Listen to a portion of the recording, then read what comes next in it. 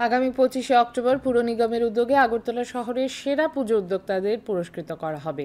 আজ পুর নিগমের কনফারেন্স হলে আয়োজিত এক সাংবাদিক সম্মেলনে কথা জানান মেয়র দীপক মজুমদার। তিনি জানান 4টি জোনালে 16টি পুরস্কার সহ মোট 21টি পুরস্কার প্রদান করা হবে। এছাড়াও সেরা 5টি পুজো উদ্যোক্তাদের স্মারক সহ আর্থিক পুরস্কার প্রদান করা হবে বলে তিনি জানিয়েছেন। আগামী 25শে অক্টোবর আগরতলা রবীন্দ্র শতবার্ষিকী ভবনে আয়োজিত শারদ সম্মান প্রদান অনুষ্ঠানে উপস্থিত থাকবেন মুখ্যমন্ত্রী ডাক্তার মানিক সাহা, সাংসদ রাজীব ভট্টাচার্য, পর্যটন মন্ত্রী সুশান্ত চৌধুরী প্রমুখ। এছাড়াও সাংস্কৃতিক অনুষ্ঠান পরিবেশিত হবে বলে জানিয়েছেন মেয়র। যারা সেরা হয়েছেন প্যান্ডেলের ক্ষেত্রে নেতাজি প্ল্যাটফর্ম, প্রতিমাতে হয়েছেন সূর্যতরুণ ক্লাব, আলোকসজ্জা হয়েছে নবদিগন্ত ক্লাব এবং থিমে হয়েছে ব্লাডমাউথ ক্লাব।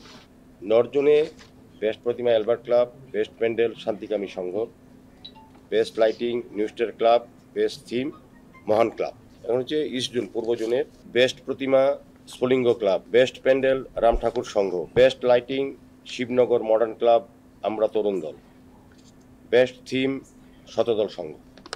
সাউথ জোনে উদীয়মান সংঘ, বেস্ট প্যান্ডেল মিলন চক্র ক্লাব, বেস্ট থিম ভারত মাতা ক্লাব, বেস্ট লাইটিং আপনজন ক্লাব।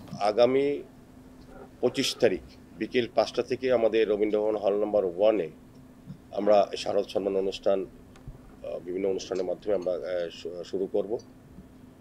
এই অনুষ্ঠানের আনুষ্ঠানিক সূচনা করবেন রাজ্যের জনপ্রিয় মাননীয় মুখ্যমন্ত্রী প্রফেসর ডক্টর মানিক সাহা মহোদয়।